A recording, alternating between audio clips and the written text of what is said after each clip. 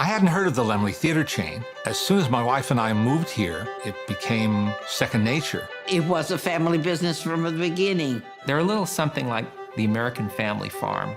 I did grow up in a movie theater, and my mother did nurse me at the box office when she was, selling tickets. Greg did not grow up planning on running Laemmle Theatres.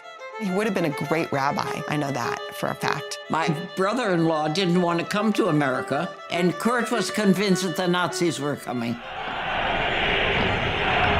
In the 30s, my grandfather Max and his brother Kurt had a chance to get out of Germany because their father's first cousin was Carl Laemmle. Now, Carl was the founder of Universal Pictures.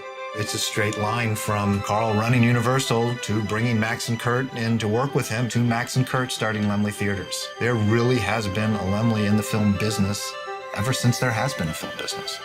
The theater business for a while just did nothing but make money. This is the miracle of television. The rise of television crippled Hollywood. Box office receipts took a nosedive. Max and Kurt didn't take television seriously. The other theaters had all closed during the early 50s when television hit. There was a mission. Some call it the great art of the 20th century. The Laemmle Theatres have always been a bastion of that great art. Max was the key person in making foreign language films available and accessible. The French New Wave found its home here. They show movies the AMC won't show. They take a chance on independent movies. If you're from a place where there's no movie theater, the opportunity to see these films in a space like Laemmle becomes pretty monumental. If you had the Museum of Modern Art leaving New York City, would New York City be the same? That's what it would be like if we lost the Laemmles. We've been feeling the pressure of the streaming systems. When I hear that someone's never seen a film of mine, but they're going to watch it on their laptop, I think, oh no, I want the full experience of seeing it up on a big screen. If the film theaters disappear, the entire ecosystem is undermined. Family got together and basically decided not to sell. International public health emergency. Movie theaters will be closed to the public. You feel silly and stupid worrying about things like getting movie theaters open when everything else that's going on in our country is gone. Will people want to go to theaters? Will they feel safe? Will enough people want to go to theaters to make the theatrical business still viable? We're always going to want, in some level, that experience of sitting in that movie theater. We're going to believe that people are going to come back to that. Let's get some light on the subject.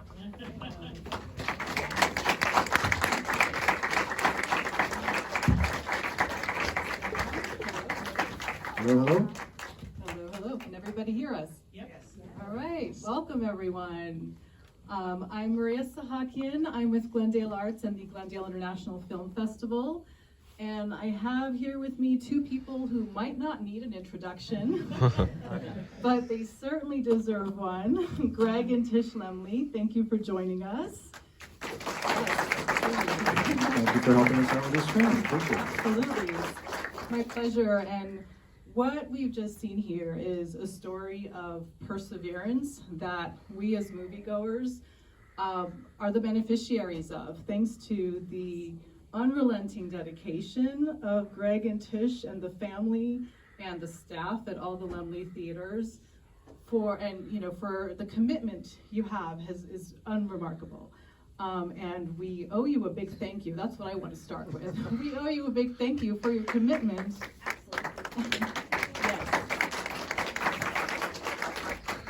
And the thanks is, something that we owe to the community, because ultimately, we're a business, and we succeed or fail based on the people that come and buy tickets and support the programming. So it's really a partnership, and one that I've been, personally fortunate enough to be involved with for over 30 years, but for the family, coming on 80 years now. It's amazing. Or more. Yeah. And so thank you to all of you for being here as well. There will be a lot of thanks coming up throughout the next 30 or so minutes. And we will open it up to questions from the audience, just so everyone knows as well. So start thinking of your questions if you don't have them already. But we also owe you a thank you for just allowing us this behind-the-scenes look into your lives, into your business during some really challenging times. And it's really remarkable. I wanted to talk, of course, about how the film came to be, but one of the things that's really remarkable is the timing of it and how in your nearly 85-year history, it's this particular slice of time that we got to see unfold. So tell us how the film came to be, and anything you'd like to share about it. Everything. So, I mean, it's actually very, so one day we're cyclists. I guess that kind of came through in the film a little bit. And a friend had said, I've never ridden on the LA River bike path. Would you take me and, show us riding on the LA River bike path? So we went for a ride, and we're supporters of Friends of the Los Angeles River. And we came to the Frog Spot, which is a place that they had temporarily, a space that they opened up, even before the river was super hip. So I said, oh yeah, let me show you here. Here's the Frog Spot. And all of a sudden, Louis McAdams, blessed memory, is there. And he says, oh, Greg, Tish, you have to meet this guy. He's making a documentary about the LA River, and he should interview you guys. So we stopped over, and that was Raphael. He was making his first documentary. It's a film called A Concrete River, which has been on KCT and should be available, and it's really worth seeing, especially right now as the river is flowing. But a few months after the interviews, Raphael calls us. We'd love to do a screening, and that's really sort of how we got, had gotten to a relationship. He made another film called LA Foodways, about the history of agricultural production in Los Angeles County, bringing it up to the present. And we did a screening of that film. And afterwards he called and said, I want to talk to you about something. I said, fine, let's come on into the office. And he says, I want to make my next documentary about Laemmle Theatres. And given those two prior films about Los Angeles, the history of Los Angeles, institutions that fit, I thought it was a good fit. So we agreed to allow the film to be made. Little knowing that we were about to embark on, 2 to 3 years of the most, consequential time period for us, the potential sale, and of course the COVID closure. But here we are, 3 years later, right? Correct? They started shooting in March of 2019, so yeah, pretty much 3 years. Almost 4. 2 years of shooting, a year of post, or 4, right? Yeah, a year of post. We premiered last year at the Santa Barbara Film Festival. So your love of your family business is obviously a key piece of the story, but so is your love for each other. Your love story is remarkable, and it was really endearing to see that. How did filming during this time, how did it affect, was there additional pressure? Did it affect how you were going about making decisions? That itself is a pressure too. You're being filmed, your thoughts are being captured at this pivotal time. How did that affect everything else that was going on? Speaking for myself, because I don't work full time and I wasn't running Laemmle Theatres, I love attention. So every time I was called in to have an interview or be part of it, I was like, what do I wear?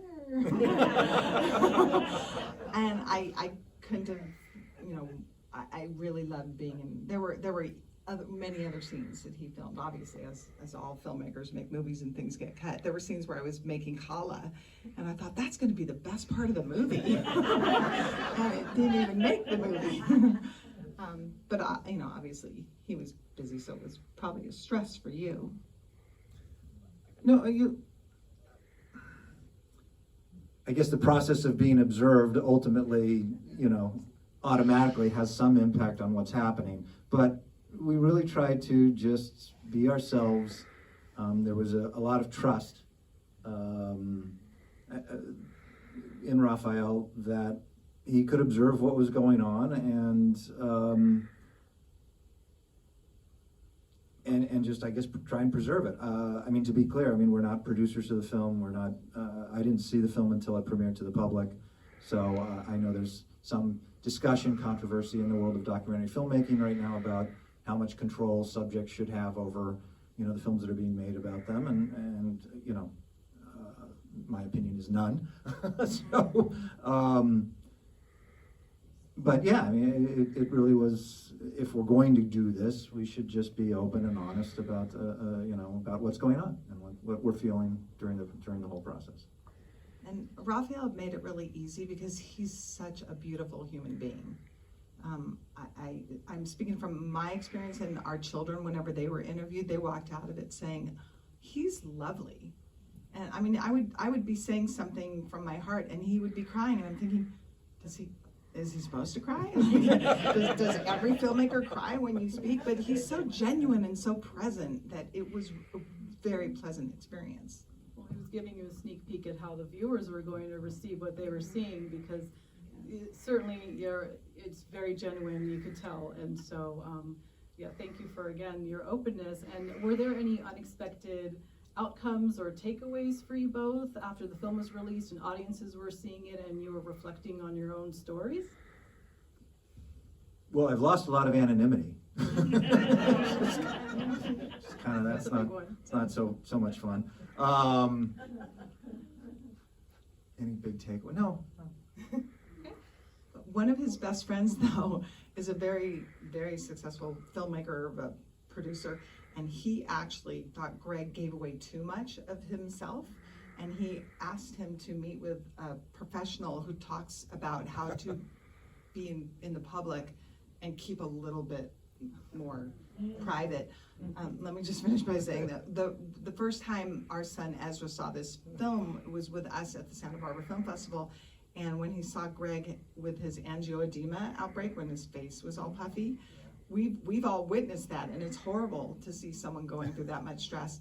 And Ezra just turned and put his head on my shoulder and said, "Oh, I can't watch this." and the thought that it was in the film was, was stressful for Ezra, but it didn't, for Greg, it's just, he's being honest. Yeah, it made it a lot more relatable too, because obviously everybody was going through their own challenges and at the same time for different reasons, yeah. But it certainly made it more relatable to see this. Yeah, I don't think any of us, Jeff Bezos excluded, came through this COVID experience. Fair enough. Really. Fair enough. Yeah. Anyway, less said on that. So, shifting gears slightly, the act of going to the movies, it's a national pastime, right? It's the entertainment equivalent of baseball, so to speak. It's a rite of passage. How many here remember their first time going to the movies without adult supervision, right? Or seeing your first R-rated movie?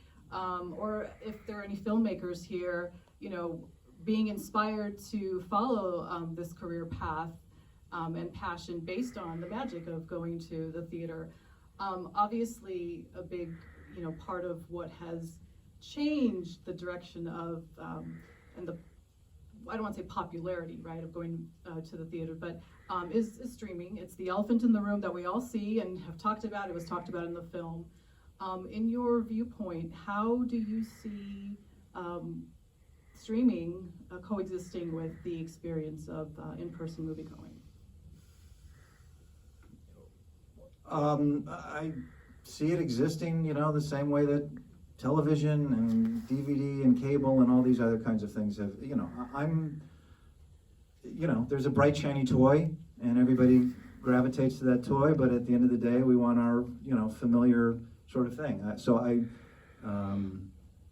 think it's, it requires a degree of patience, but the pendulum swings back, and, streaming will have its impact.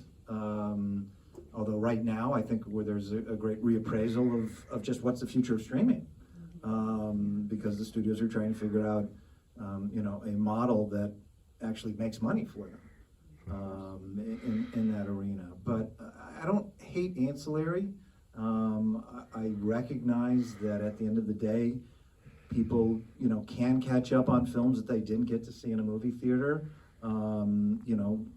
through any form of ancillary exposure, and that's a positive in the long run.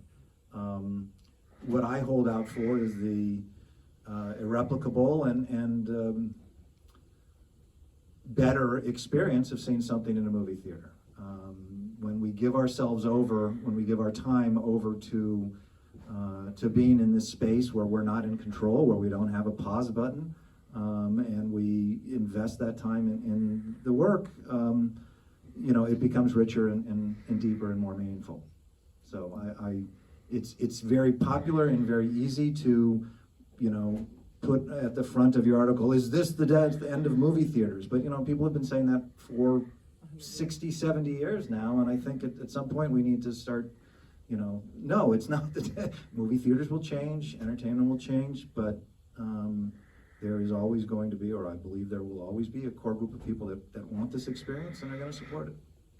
Absolutely, like any national pastime, it faces its challenge, and movie theaters and their operators are the real superheroes. I know superhero movies are a whole other topic, but they're the real superheroes because, every decade, every generation, you're faced with something new and shiny that seems like an existential threat, but we're still here in 2023 in a movie theater having this conversation, so that's certainly telling.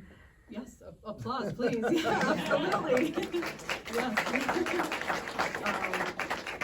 Do you find that in order to entice people back, especially after COVID, are things like special guest screenings or anniversary screenings or film festivals, are those becoming more critical to getting people here and also building that next generation of filmgoers? Eventizing the movie going is definitely something that gets people back. It's too easy, or perhaps it's too easy. Well, I don't feel like going tonight. I'll go tomorrow, or something like that. So, but when you say to it, when you can entice the public by saying, look, come to this screen, this specific show, because it's a value-added opportunity. The filmmaker will be there. Someone from the cast member will be there. There's a reason, and then that becomes an opportunity to re-engage with the public and say, you know what, this is the first movie I've seen since the pandemic, and I remember how much I enjoy it now, and I'm going to start doing this again. And film festivals are also, look, obviously we were closed, but film festivals were closed. So many other businesses were closed, and we're all trying to find ways to re-engage with our customers in a changed environment. And and I'm as guilty as anybody of not recognizing how the environment has changed or how we need to respond to those changes. I keep sitting here saying, well, the LA Times will come around and start covering film again, and reviewing movies and interviewing filmmakers and devoting time to not just to company town kind of films, but the art films that also provide a lot of renewal for what Hollywood ultimately does. They're not there yet, and I don't know at what point I need to start moving on. Anyway, but that's a broader discussion. But it does just take time. It does. It's my father a few years ago had a heart attack, and I think last week he was like, I don't know, I still go to the cardiologist. I go and they tell me my heart's great, and it really is.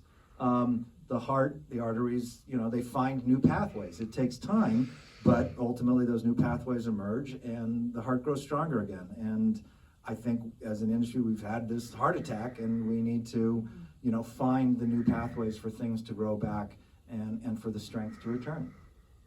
Absolutely, and we see time and time again how old does become new again, and there's a cycle, and so certainly there's hope for the next generation, right? Yeah, absolutely. Since we're here in Glendale, at your Glendale location, if we could talk about that a little bit. It's obviously prestigious to have a Laemmle in your city, in your neighborhood. It is. It is. I think everybody here would agree. And we're very fortunate. Yes. We're very fortunate to have one here in Glendale. And we want to make sure that it's here for decades to come. So I'd love to, have you share a little bit about how you came to select Glendale and how it's faring in the grand scheme of things, how you see the future, and of course, let's make this solutions-based. How do we make sure that it stays around, right? Right. We were trying to build a theater in Pasadena, and we were unable to work out an arrangement with somebody else to build the theater for us as a tenant. And I just sort of turned to my father and I said, you know what? They're building in a risk factor on their return based on the idea that we're a tenant and therefore, you know, how secure is the rent and so on and so forth. I said, why don't we just take on that responsibility ourselves? And that led to us owning the property at the Playhouse and taking on the risk of building that theater. And that was opened in 1997. After that, someone who had been involved in that project says, we want to do something similar in Claremont, which opened in 2007. And as that was happening, the city of the redevelopment district in North Hollywood was interested in having us build the theater there, which opened in 2011. So it was sort of, we were rolling over from one project to another, slowly expanding, but expanding in a manner where we owned our own dirt, which provided us with some long-term control. There's a reference made in the movie to the theaters that we opened in Westwood in the 60s and operated very successfully for 15 years and really led to the redevelopment and the growth of Westwood. Except that when our lease was up, it was, thank you and goodbye. So I really wanted to avoid that kind of scenario where we could enjoy, have a degree of stability about our future in these projects. Anyway, after North Hollywood, or even as we were developing that project, I got a call from a Glendale City Council person and says, we want you to, what would it take for Glendale to be the next community? And just began a series of conversations about what opportunities there were. But I felt like it was a really interesting fit in terms of where we were in a community that I thought had the potential to support this kind of project. And certainly and when I say we, so our organization, Glendale Arts, which if I could take a moment to just share that some of our leadership is here. Our board chair, Susan Hunt, and a couple of board members as well. Marcy D'Souza is here. There we go. And we also have Pam Ellier. And am I missing anybody else? Okay. And of course, speaking of the Glendale City Council, we do also have Council Member Dan Brotman here. So thank you for being here as well. Our leadership at Glendale Arts, and I and my counterpart at the organization, Nina Crow, just last year we brought the Glendale International Film Festival under our wings and our banner, and we had the great fortune of hosting close to 100 films here at this Laemmle over 7 days in the fall, and we're happy to say that for the first time publicly, that we are excited about coming back this September. So, yes. So September 29th through October 5th, save the dates. Look out for more information. Get in touch with us on getting involved. But that aside, I mean, we had such a wonderful experience with Greg and the team. The staff here was wonderful. Naren there, he's right over there. Waiting for, keeping an eye on the time for us. We're good. And it was really remarkable. Talking to a lot of the staff, they've been with the company for decades, and that this is me just taking a moment to acknowledge that. That all speaks to what a wonderful institution it is you have here, and we're happy to have you here in Glendale, and we'll look forward to additional collaborations on making sure that we can support that in any way we can. And so before we do turn it over to the audience, I just want to close with, this is clearly this film. It's a love letter. It's a love letter to movie going. It's a love letter to Laemmle Theatres, to your family, to you both, and it's also a call to action. So before the audience gives us their questions, since you have their captive attention, what would you like to say to these ambassadors here who, the key is being proactive, right? How can we all be proactive to make sure that Laemmle Theatres continue to thrive and be the treasures in our communities that they are? Well, don't want to preach to the choir, but obviously, see movies is the obvious answer. But encourage others to see movies. Talk about the films that you've seen. The ones you've enjoyed, the ones you haven't enjoyed. But yeah. I was just saying, sometimes sharing them on social media helps. Yeah. I find that it does for me. If somebody else writes that they love The Fabelmans, I'll go see it because I trust that person. Absolutely, it's all the grassroots, right? Who we know, what they. And I was also just going to give a plug to Narin because our son Ezra's the first one of our 3 boys who worked at a Laemmle Theater. I think he was 14 years old, and Narin was working at the Royal with him at the time. And he came home and he said, I've never in my whole life met anybody who loves movies more than Narin. And I didn't know that about Narin. I just thought he was a regular employee. But it's the little things. When you say something to somebody, you then remember them. So every time I look at Narin, I think, what is it that he knows about movies?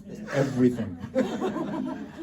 Yeah, you don't want to play a Trivial Pursuit cinema edition with one of my employees.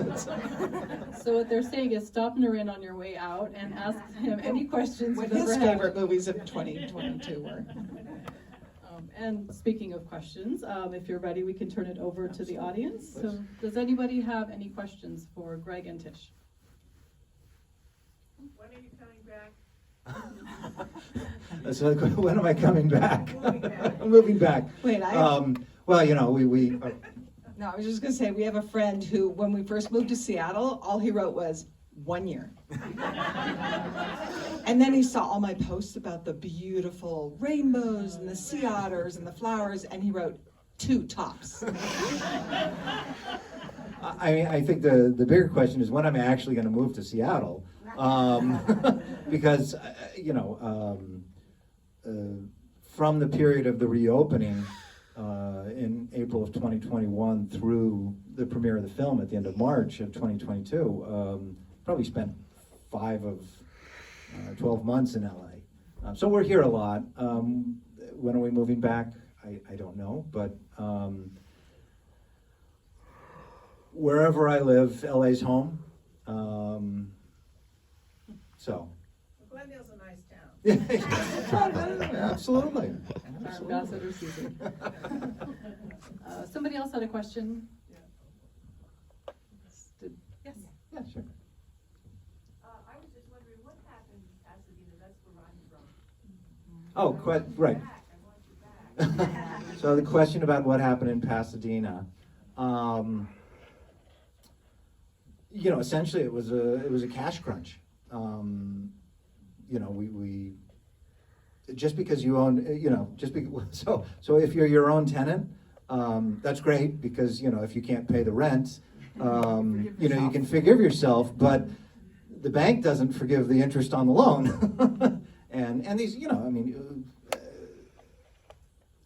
these projects did need financing to get built, and it was not an unreasonable amount of financing, but it was still there, and.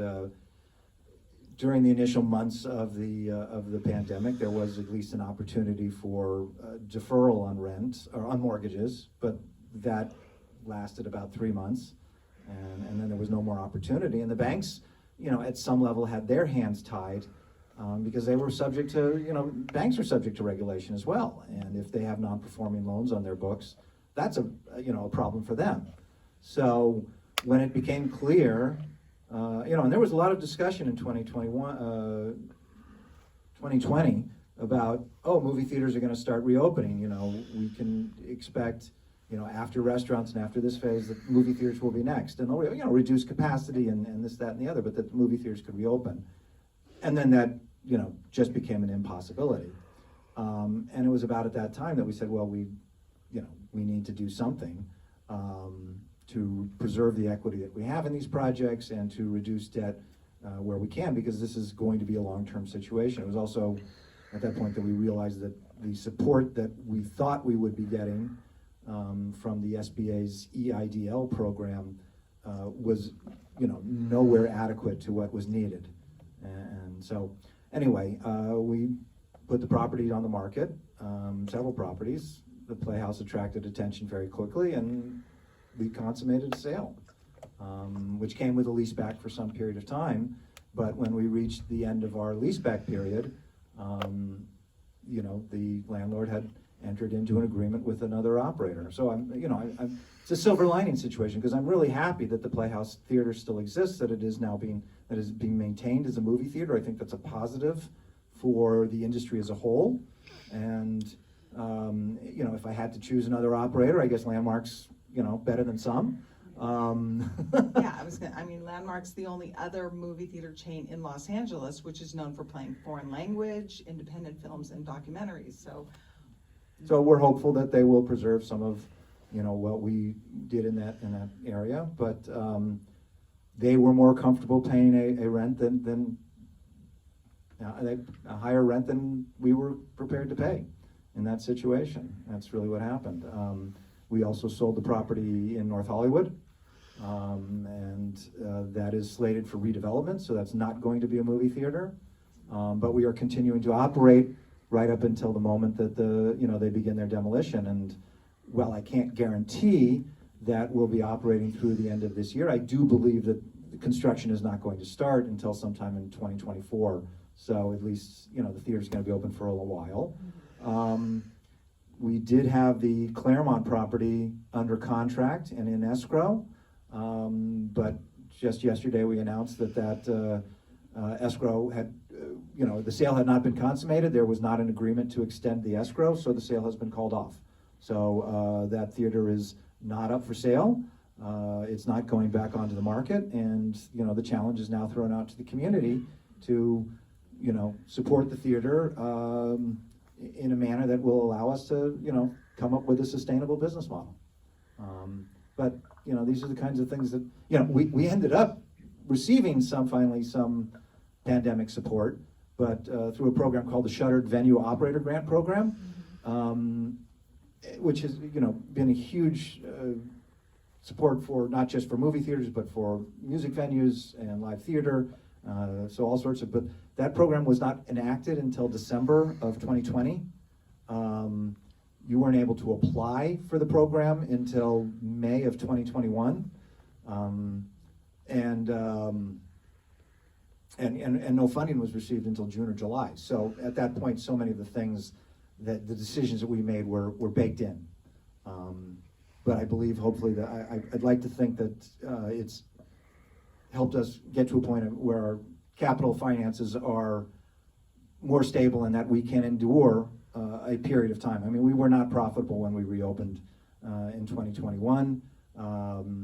I think we're starting to move into a place where we're now, breaking even, and then we can begin a process of growing again from there. It is a business, so. Yeah, I think we have time for just a couple more questions, and then we do have another film coming in after us. So, yes, Ron?